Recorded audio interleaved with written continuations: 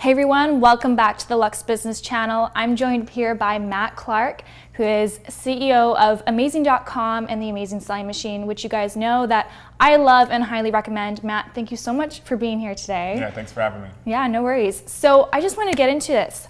I want to know, we always hear about all these different people about how they discovered the Amazing Selling Machine and they learned how to sell online from your course. How did you get introduced to selling on Amazon?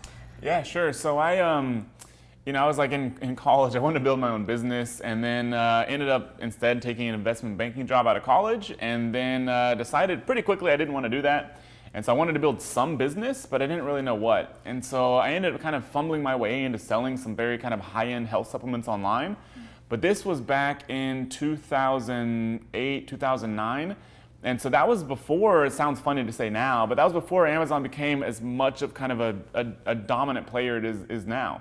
So back then, it's kind of like you had an option, like, do I want to create my own store or do I want to sell on Amazon? Back then, the default option would have been to create your own store because that's where people were still buying most of their stuff. Like if you or I wanted to buy something, you'd be buying from like 5 different e-commerce stores. And so that's what I did. And so I had that business, I scaled it up pretty nicely. But at some point, like, I don't know if anybody's followed any kind of SEO related stuff, like that was a big thing back then, and I had learned a lot about it, and that's how I got a lot of my sales. And so then I found out that Amazon was just beating me all day long in stuff that I really had dialed in. Right. And so I was like, well, if you can't beat them, join them. So I went on there and I was like, I guess you got to be able to sell on this thing. It looks like other people are. Figured out how to do it, created an account, and started basically listing all my products from my e-commerce store on there.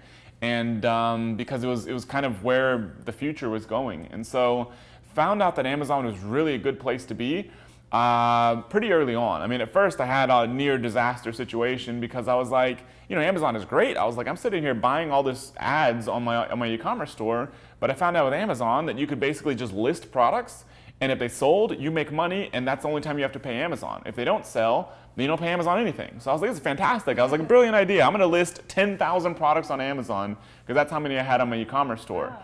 But I ran into issues when the distributor didn't have this in stock, didn't have that in stock, so I was getting orders I couldn't fulfill, and Amazon doesn't like that. And so I really dialed it back into my best-selling products and my most reliable products, and then was basically able to double my entire e-commerce business within a few weeks after I kind of went through that learning lesson. This is a business I'd been building for 2 years. And that's when I was like, holy crap, like Amazon is incredible. Like there's so much sales happening here, and it's such an untapped market. And so that's kind of how I got started. Wow, interesting. So, you got started kind of more back in the day. Yeah. A lot of people now, they're saying, you know what, it's too late for me. Amazon's saturated.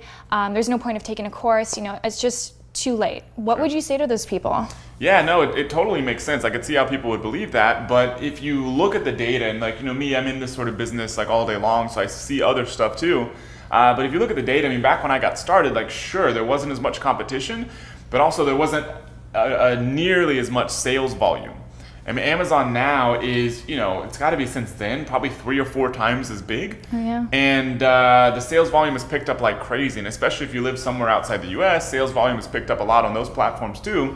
And so that's what I think most people don't realize. And even as long as we've been helping people with this business, Amazon has grown like crazy. And a lot of people go out there and they compete for the same products. And so something that we teach people is how to find products that don't have that same level of competition, how to find products that you can really carve your own niche in, and we're kind of proving it every day. And so Amazon has grown like crazy from a revenue standpoint, and we also have like real kind of undeniable proof from people that had never built a business before that are now doing extremely well with businesses they basically built from scratch selling on Amazon.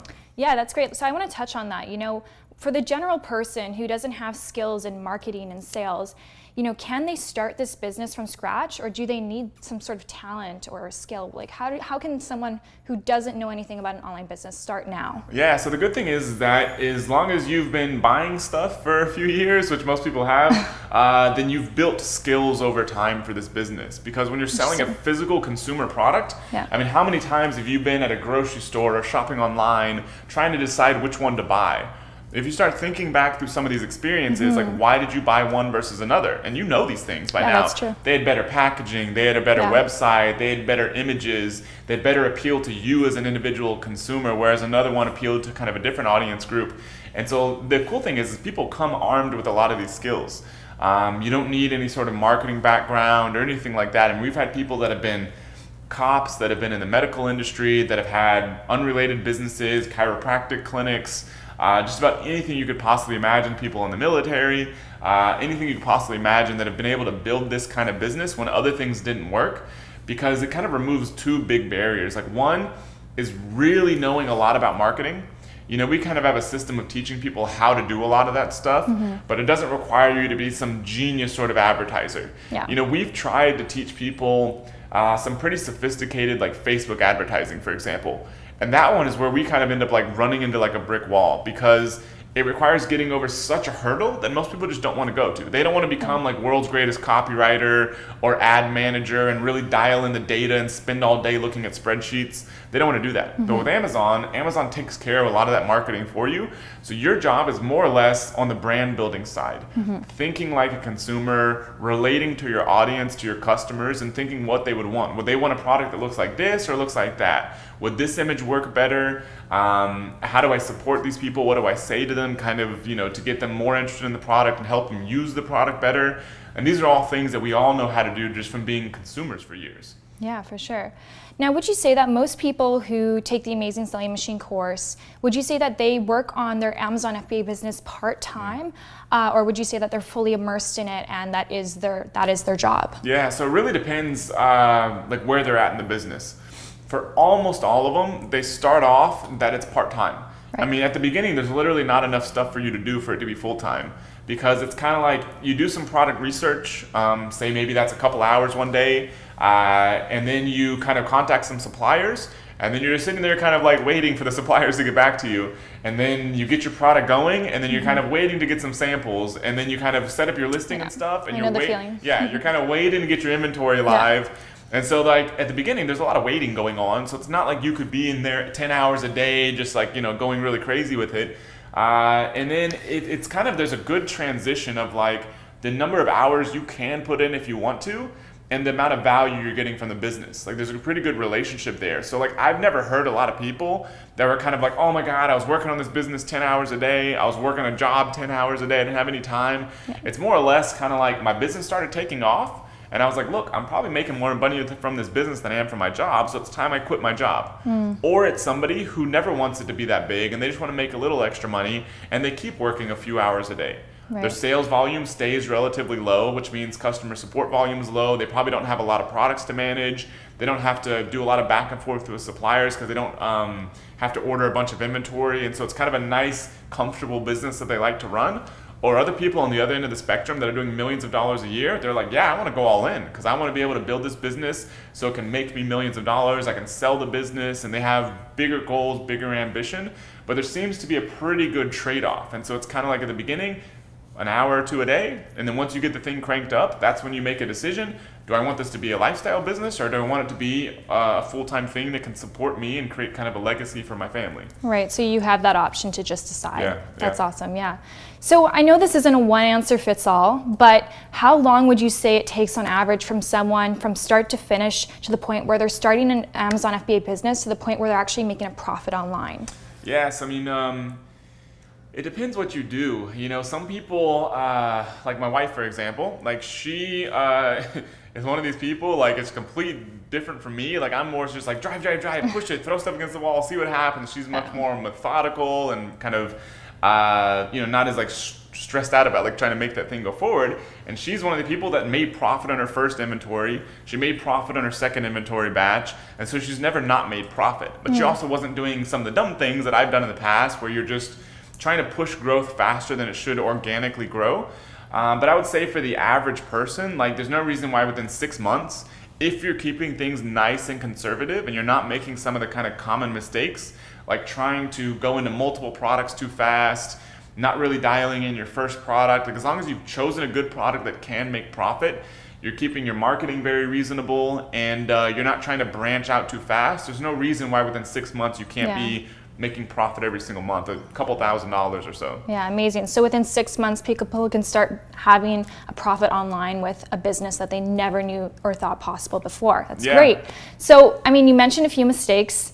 what are some of the top mistakes that you see? I mean, hundreds of thousands of students have gone through the Amazing Selling Machine. So what are maybe, the top 3 mistakes that you see most common? Yeah, I mean, so I would say, like, the first one is, it's kind of funny. It's like taking too long to get started. It's like a lot of times they'll get kind of analysis paralysis, and they're like sit there and they need to get the perfect product that nobody's ever found before. It has to meet super strict criteria. Right. And product selection is important, but as long as you've been through the process that we kind of teach, or you've gone through your own process, then you've got to pull the trigger at some point. At some point, you've got to get going, and so you can learn once the product's actually live.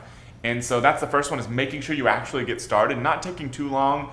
The complete product selection process, all the way from initial research on Amazon to ordering samples and choosing a sample, there's no reason why that should take more than a maximum of like a month. Yeah. Ideally, that's more like a couple weeks. Right. But if you're spending more time than that, then something's going wrong, and you're likely just kind of getting in your own way. So that's a big one.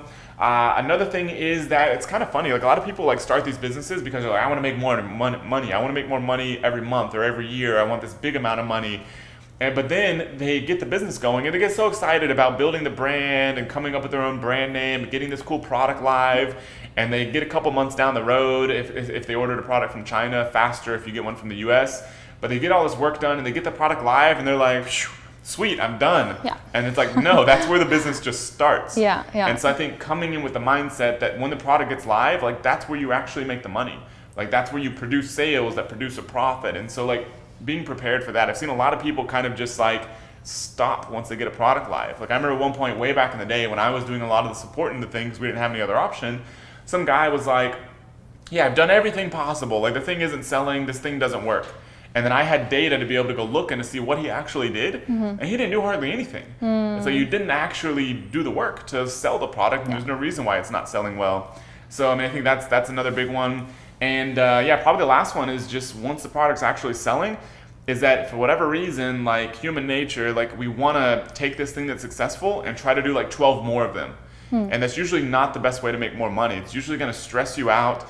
It's going to cut into your profit. It's going to be a heck of a lot more hassle, and will likely has a big risk of ruining your business. And so instead of getting one product mediocre sort of success level and then trying to branch out into other products, get that one product like absolutely crushing it. Lots of reviews, very consistent sales, consistent profit. You've got your inventory reordering dialed in. You're not running out of stock. Whenever you get all that stuff going, then start adding products. Most people do it way too soon, and so they get so focused on the second product, and they're like, crap, now I have to create this listing, I have to get the images, I have to manage reviews, I have to manage ads, I have to manage everything else going along with this product, and they forget about their first product that's actually finally producing profit. And so instead, focus on your one product until it's doing extremely well, and then slowly and methodically start like branching out. Yeah, great, awesome. Those are some great tips there. So having said that, now what would be your number 1 tip for an Amazon seller? Across anything. I mean, I would say focus on quality. I mean, I think that is important. This is coming from firsthand experience. I didn't start off that way. I was like, you know what, I just want to get a brand live. I just want to start selling this thing. So when I started selling my own brand, I was literally doing like the labels in my house because I wanted to get the thing live so fast. And so the labels were all crooked, the product wasn't that good, and like it just didn't make any sense. And then over time, kind of learned the hard way about how important quality is. Yeah. Because when somebody buys your product, there's 2 things that can happen. There's one, they can be upset and they do nothing and they end up not wanting to buy it. They can be upset and they end up leaving you a bad review, which can really hurt your business. Or they can be super excited, which means that they buy again, they leave you positive reviews, they refer more people to you, and your product will likely convert better on Amazon to begin with because you'll be able to call out how it's better quality. So I mean, I think that's the most important thing, is realizing that, and it took me a while for this light bulb to kind of go off in my head, is that when you're selling a physical product, because you're sitting there on your computer, you're like, nobody sees what I'm doing, but you're selling a real product that's going to arrive at somebody's doorstep, and they're going to have an experience with that product. The better that experience is, the better your business is going to be. So focus from the very beginning on the best quality you can possibly provide. It may take a little bit more time. You have to order more samples, but that's absolutely what you want to do. Yeah, and I totally agree with that. In the beginning, I also was trying to kind of cut corners, trying to save some money here and there. And I was quick to realize that that's not the way to do it. You want to make sure that when somebody opens the package, they're wowed, they feel the quality, they enjoy the product. And like really that's the best way to get those reviews, because it is easy to get negative reviews when you have a bad quality product, but it's not until someone really truly loves the product that they'll go out of their way to leave a review for you. Yeah, for sure. So I agree with that. Awesome, Matt. Thanks so much for being here. I want to wrap up this video. Guys, if you want to learn more about selling on Amazon, please click the link in the bio for more information. Provide that for you. Again, thanks again, Matt, for being here. Yeah, thanks for having me.